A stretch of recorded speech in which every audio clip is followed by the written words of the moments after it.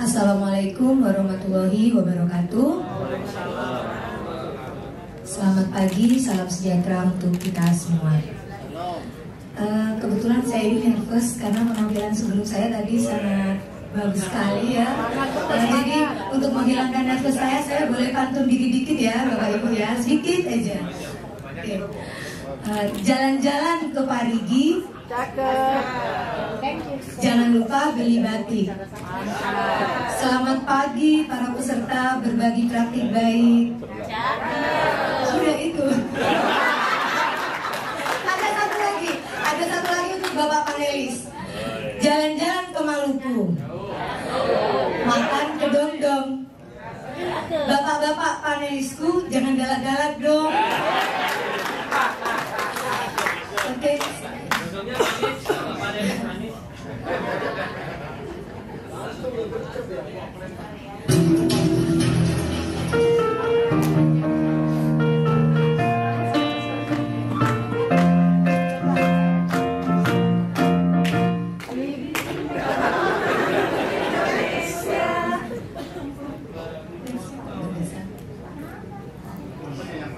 Oke, hari ini saya akan berbagi praktik baik.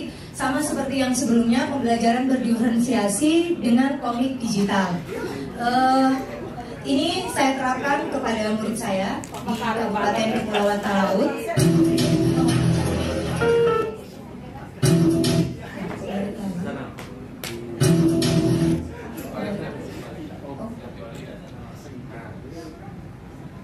Maklum ya Bapak Ibu dari Talaut. Oke, perkenalan dulu.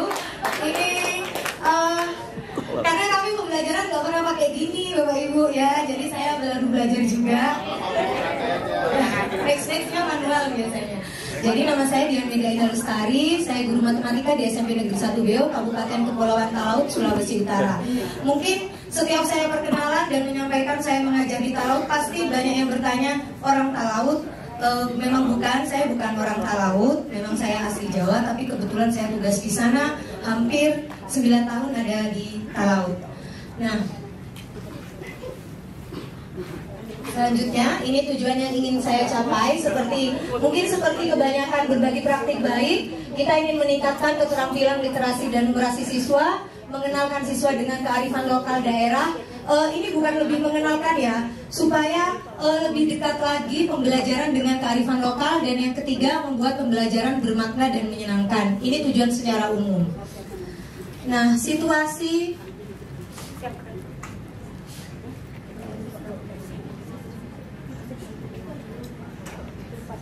Oke, penjelasannya pakai alur STAR. Situasinya yang pertama, karena matematika itu sudah terkenal bukan hanya di Talaut, tapi saya yakin di berbagai sekolah matematika itu dianggap sulit dan membosankan. Kemudian yang kedua, kurangnya penggunaan dan pemahaman terhadap bahasa Indonesia. Jadi begini, siswa saya di sana itu bisa dikatakan tidak pernah menggunakan bahasa Indonesia, tapi menggunakan bahasa Manado atau bahasa Talaut. Bukan berarti bahasa Manado atau bahasa Talaut itu jelek, bukan. Tapi dalam konteks pendidikan, karena mereka tidak pernah menggunakan bahasa Indonesia, akhirnya mengerti soal, notabene yang kita sekarang AKM, yang soal cerita, itu mereka susah sekali mengerti. Jangankan soal AKM, gurunya ini ngomong pakai bahasa Indonesia saja, mereka kadang, apa itu Encik Dibe maksud? Maksudnya apa? Nah, jadi saya di pembelajaran itu menerapkan ke anak-anak harus pakai bahasa Indonesia. Bahkan anak-anak sendiri kalau ada temennya yang ngomong pakai bahasa Indonesia, itu diketawain, dianggap aneh. Katanya, ih kok ngomong pakai bahasa buku gitu. Bahasa buku, orang bilang itu bahasa buku. Jadi bahasa Indonesia di sana itu kayaknya jarang sekali, pokoknya nggak pernah saya anak-anak itu ngomong pakai bahasa Indonesia. Saya suruh ke saya ngomong pakai bahasa Indonesia, coba pakai bahasa Indonesia yang gaul deh, nggak usah yang baku-baku. Encik jangan, malu tuh orang bukan orang Manado, begitu mereka sampaikannya. Jadi itu tantangan saya, tantangan tersendiri buat saya.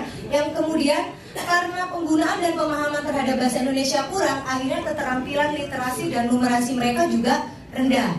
Kemudian perbedaan gaya belajar dan minat siswa itu secara umum, kenapa saya akhirnya pakai pembelajaran berdiferensiasi.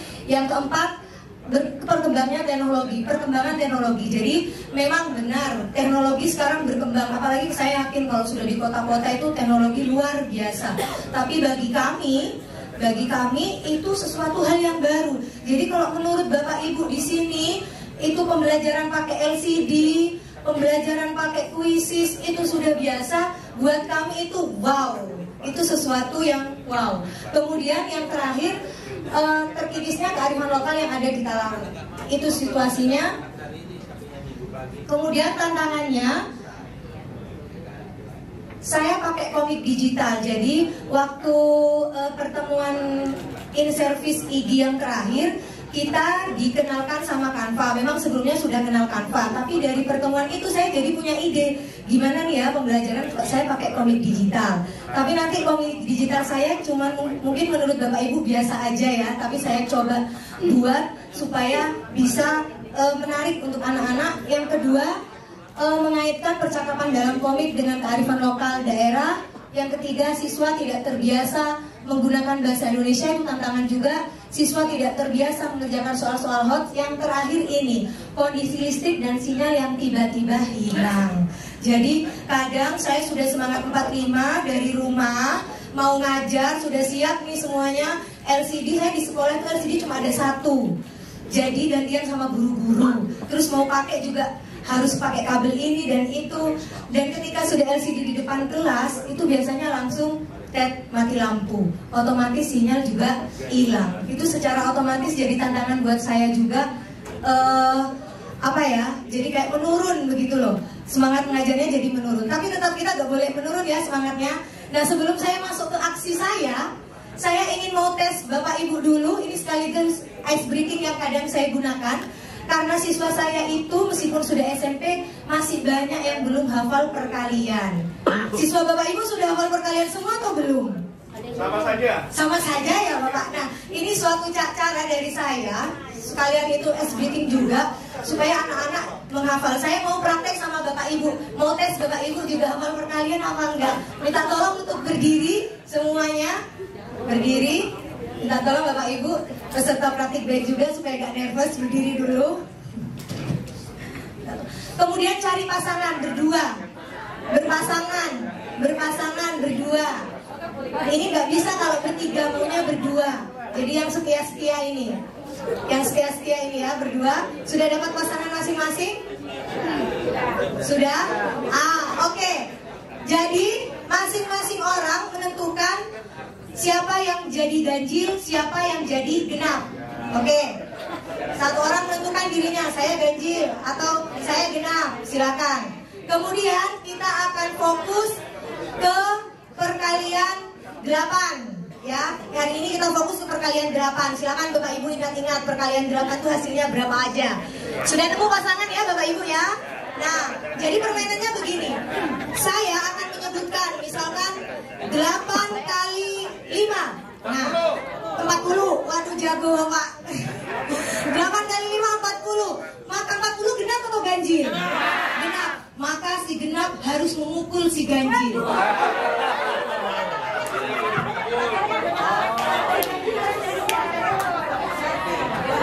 Nggak bisa? Kita tes dulu. Kita tes dulu ya. Tadi misalkan, silakan berpasangan, berhadapan-hadapan.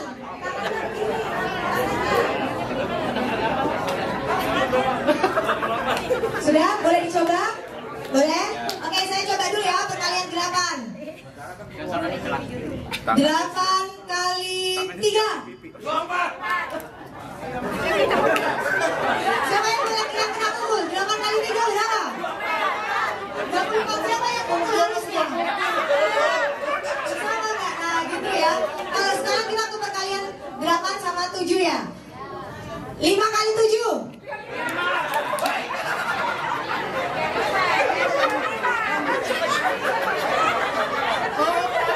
Oke, boleh ya. Terima kasih Bapak Ibu, silakan duduk. Jadi itu saya untuk perkalian.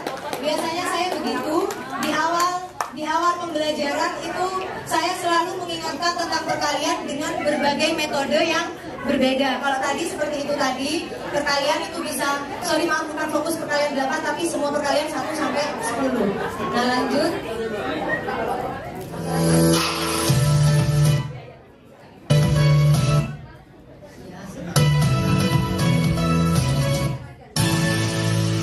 Jadi ini adalah komik digital saya yang saya tampilkan ke anak-anak.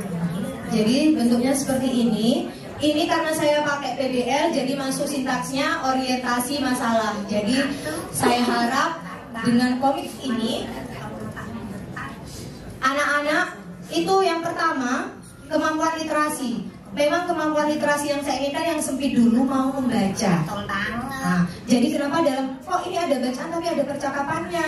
Supaya tetap ada yang mau membaca. Sama saya yang menarik pakai suara ini, suara saya sendiri saya bagi 3. Meskipun nggak bisa saya coba-coba deh gitu ya, supaya paling tidak niatnya membuat anak-anak untuk termotivasi.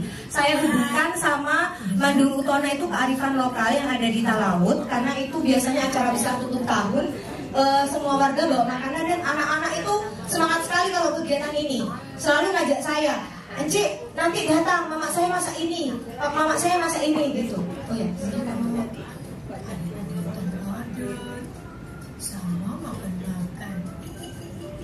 terkait dengan kearifan lokal tadi, ya. Terkait kan kendalanya di bahasa tadi. Iya. Terus komiknya ini menggunakan Bahasa Indonesia yang gaul, Bapak, kita bilangnya gitu. Bahasa Indonesia. di sananya anak-anak. Nah, itulah kenapa saya pakai bahasa Indonesia, supaya mereka terbiasa. Setelah saya putarkan komik ini, saya tanya, maksudnya komik ini apa? Kamu tahu nggak jalan ceritanya? Begitu maksud saya. Ya, karena di sana pakai bahasa Manado. Aduh, mereka gini aja, menurut kita ini kan ringan ya, bahasanya ringan kan. Tapi mereka tuh kadang nggak paham. Ada beberapa yang saya tanya, apa itu maksudnya komik? Antara ada yang mungkin nggak perhatikan, ada yang memang perhatikan. Encik, itu maksudnya bahasanya gimana? Apa yang mereka sampaikan kadang nggak sesuai yang saya mau. Jadi ya, yang ingin bisa tadi ada mix antara kearifan lokal dengan bahasa resminya. Oh iya, Ya. yang kearifan lokal yang ya. Jadi kan setiap anak kan tadi diferensiasi tadi kan Ya. setiap anak berbeda juga. Iya, siap. Oke. Karena ini terkait dengan lebih banyak visual. Ya, atau imbang antara visual dan audionya. saya bagi jadi 2. Jadi ini memang ada visual saya tampilkan di video, ada yang bentuk PDF, Bapak. Saya kirimkan ke mereka untuk dibaca. Oke. Dikirimkannya sebelum pembelajaran 2 hari atau 3 hari sebelumnya, karena cadangan kalau mati lampu listrik nggak ada. Kita ada sinyal tapi terbatas, 4G-nya terbatas. Oke. Lanjut. Ini mungkin di dalamnya ada percakapan yang di sini menyangkutkan, saya masukkan materi rata-ratanya dengan kearifannya di sini. Jadi saya harap dari sini anak-anak jadi ada pertanyaan, kan di belakang percakapan ini ada pertanyaan. Kira-kira berapa ya pengeluaran bapak ibu mereka ketika masak dibawa ke acara itu? Itu termasuk dalam literasinya juga. Kadang kan mereka cuma tahu, oh cuma bawa makanan, tapi mereka nggak tahu itu habisnya berapa. Kadang kan cuma mereka ada yang bilang bawa babi guling. Itu babi guling mahal loh, mahal berarti harganya berapa? Itu kan akhirnya mereka kayak ada pikiran di situ. Itu niat saya seperti itu. Nah, ini itu komik digitalnya. Jadi ada masuk ke fase yang pertama PBL, kemudian aksi kedua menjawab kehadiran dengan menyebut nama-nama daerah atau desa yang ada di Talaut. Jadi kalau presensi saya Pak, setiap saya pembelajaran saya buat bukan cuma hadir. Ini kebetulan karena saya ingin mengingatkan anak-anak tentang nama desa yang ada di Talaut. Nah, jadi setiap misalkan saya panggil Afgandi Pasau, dia sebutkan nama desanya. Karena ternyata banyak anak-anak yang belum hafal nama-nama desa di Talaut. Padahal saya karena Talaut itu kecil, saya sudah banyak yang hafal, sudah banyak berkunjung, tapi anak-anak sendiri belum. Orang tuanya juga belum, bahkan kalau saya sudah sampai ke Miangas, mereka ada yang belum. Jadi dengan maksud ini, mereka supaya tahu desanya di mana. Di sini saya tanya, ada yang jawab, Esang, kamu pernah ke Esang? Pernah, Encik, kira-kira berapa lama dari Beo ke Esang? Paling 1 jam. 1 jam berapa menit? 60 menit. Saya masukkan sisip-sisip materi ringan untuk mengingatkan mereka sekaligus mereka bernumerasi. Penangkapan saya seperti itu. Ini untuk presensi. Kadang kalau siang hari Bapak Ibu, saya kan ada jam matematika jam terakhir. Biar anak-anak agak fokus sedikit, saya begini. Nanti yang saya absen, sebut minuman yang pengen kamu minum sekarang. Mereka langsung gini, Enci mau belikan? Sebut dulu aja. Jadi mereka ada yang bilang pop ice, es jeruk itu sudah rame. Mungkin itu menurut kita sederhana ya, tapi itu paling tidak membangkitkan semangat anak-anak. Itu untuk aksi yang kedua. Kemudian yang ketiga, nah ini juga sama materi prasyarat. Saya ingin menanyakan ke anak-anak tentang materi prasyaratnya. Ini bagian menjawab situasi pembelajaran matematika itu membosankan ini. Saya mencoba untuk membuat menyenangkan dan bermakna.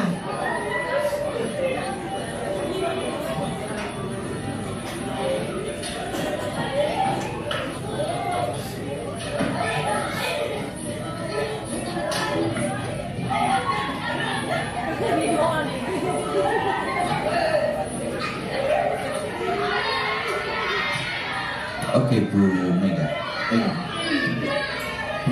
Bu Dian, Pak. Boleh Bu Mega nggak apa-apa, Pak? Biar agak gimana gitu.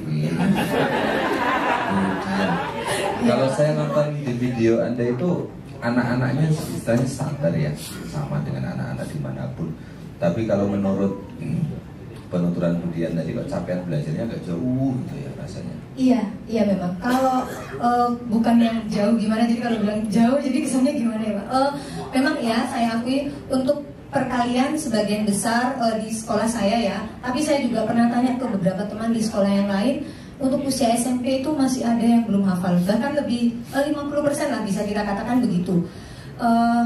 Juga itu tantangan buat saya karena saya yang mungkin kalau saya kan orang Jawa ya Bapak ya.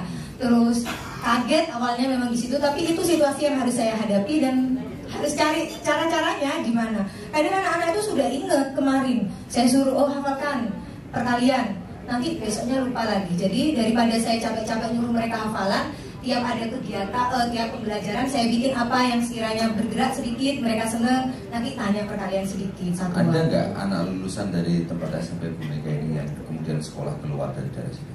Ada. Pernah dengar kemudian men-tracing bahwa kemudian mereka tertinggal jauh secara kemampuan atau gimana? Iya ada, tapi biasanya yang sekolah di luar itu Pak, biasanya di Manado itu memang anaknya yang di sekolah kami itu yang kemampuannya di atas. Begitu itu pun 1-2 orang, 1-2-3 orang. Ada yang kemampuan rata-rata itu kemarin sekolah di Manado dia sampaikan, Encik matematika sulit ya, ternyata yang Encik ajarkan begini-begini. Jadi mereka bilang tertinggal dari yang Manado, tapi saya bilang nggak apa-apa, semangat aja gitu. Banyak kok yang menyampaikan gitu, ada beberapa, sorry bukan banyak gitu Pak. Oke. Dan sekolah saya sebenarnya itu kalau di Talaut termasuk yang biasanya di kota gitu ya, bukan di kota kabupaten tapi lumayan di tempat yang ramai. Tapi itu kondisinya seperti saya, apalagi yang di pelosok. Saya juga pernah sebelum di sekolah ini saya di pulau kecil, namanya Pulau Mangaran. Itu juga sama, bahkan lebih parah dari yang ada di sekolah saya yang sekarang gitu. Gitu. Mungkin ada pertanyaan lagi? Bu Dian Mega, ini ada beberapa orang yang di situ yang pakai baju IG PNS atau gitu? Bukan Pak, baju IG itu Pak, on service kami Pak. Bukan yang bapak sama ibu yang itu? PNS, ya. Itu sebagai apa Pak? Oh kan kemarin kebetulan saya pas masuk pelajaran ini saya on service IG. Pas saya juga ingin berbagi apa yang pernah, kalau dulu saya ngajar kan nggak di video, ribet kan kalau mau video. Kalau ini saya bersyukur karena ada yang mau videokan pembelajaran saya. Pas saya juga ingin berbagi sama teman-teman guru matematika di Talaut. Jadi pas di kegiatan on service IG seperti itu. Oke, Bu, dengan ditunggu kayak gini mereka alami nggak Bu anak-anaknya? Mungkin bisa dilihat, mereka takut Pak. Sebenarnya mereka tuh lebih atraktif daripada ini kalau pembelajaran matematika. Ini malah pendiam takut. Sebelum kan saya sampaikan besok ada guru-guru mulia, tapi kalian gak usah nervous ya. Encik tapi jangan tanya-tanya, nggak apa-apa. Bukan kamu yang dilihat, Encik yang dilihat. Oke, saya sudah. Oke. Sebentar. Kemudian ada baiknya Bu ya untuk seperti ini itu beberapa yang observer di lapangan itu dikeluarkan saja. Oh, iya. keluarkan. Siap. Jadi nanti bisa divideokan saja, tidak apa-apa. Oke. Nanti coba namanya adalah lesson study. Oke. Nanti bisa ibu browsing seperti apa penerapannya, itu di Jepang sudah well known lah, sudah oke, teruji nanti. Nanti coba aja diperiksa lagi, karena dengan seperti ini nanti tidak alamiah mereka belajar. Oke. Kemudian lagi satu lagi pertanyaan Bu, kira-kira celah mana yang bisa di-upgrade untuk ruang pembaruannya Bu, biar bisa diadopsi oleh yang lainnya? Oke, siap. Sebelumnya saya memberikan tanggapan dulu untuk Bapak. Oh, ini ada teman guru kan, ada guru-guru yang melihat kan. Ketika proses pembelajaran yang seperti mengerjakan LKPD dan lain yang butuh konsentrasi, saya minta tolong beliau-beliau untuk keluar. Jadi yang mau video saja yang ada di dalam. Ini khusus untuk pembukaan karena memang praktek seperti ini sangat jarang ditemui di Talaut. Jadi saya ini menunjukkan langsung berupaya. Kalau saya lihat sih anak-anak memang agak dominan, tapi itu ada Bu Fafa waktu itu dari IG yang datang. Tapi alhamdulillah anak-anak masih mau mengeluarkan kemampuan mereka. Cuma pas di intinya waktu yang butuh konsentrasi saya minta tolong keluar karena memang saya penjelasan materi waktu itu, mereka mengajarkan materi. Kemudian untuk pembaruannya ya Bapak ya, pembaruannya ya Bapak. Oke, saya pembelajaran diferensiasi di sini saya pakai fokusnya ke konten sama ke produk. Kontennya apa? Mereka kan biasanya kita kalau belajar itu di buku Kemendikbud itu. Jujur buku yang ada itu susah dipahami sama anak-anak. Jadi saya bikin video, saya upload di YouTube saya sendiri tentang materi ini. Saya bagikan linknya ke mereka. 2 hari sebelumnya seperti biasa saya berikan supaya mereka belajar. Terus ada lagi dalam bentuk saya jadikan e-modul gitu, PDF supaya mereka belajar juga di sekolah. Saya juga ingin mengajarkan ke anak-anak kalau manfaatnya HP itu nggak cuma kamu buat TikTokan loh, ini buat belajar bisa YouTube. Otomatis video di YouTube-nya saya durasinya nggak panjang karena biar nggak bosan, paling 10 menit. Kemudian produk, untuk produk presentasi saya memberikan pilihan ke mereka. Kamu mau presentasi langsung, apa mau presentasi pakai cara lain, atau mau bikin video? Karena anak-anak sekarang lagi ini ya in-innya video. Tapi sebenarnya saya awalnya underestimate gitu ya bahasanya, bisa nggak ya anak-anak saya bikin kayak gitu? Kayaknya enggak deh. Tapi saya coba aja gitu kan, saya coba aja. Ternyata ada 2 kelompok.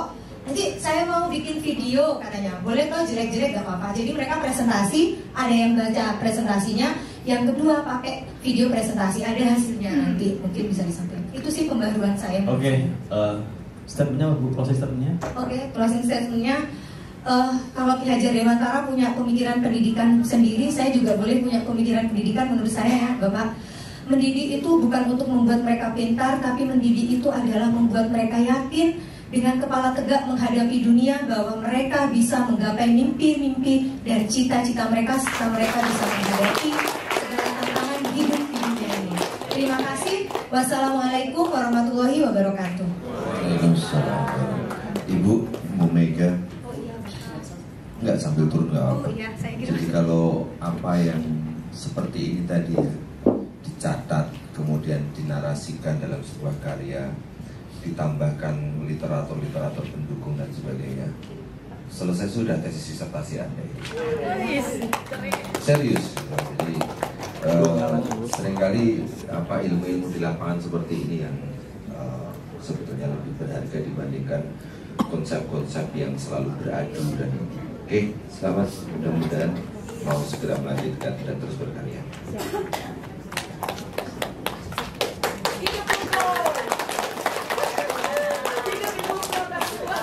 Sekali lagi berikan aplaus yang luar biasa untuk Ibu Anda.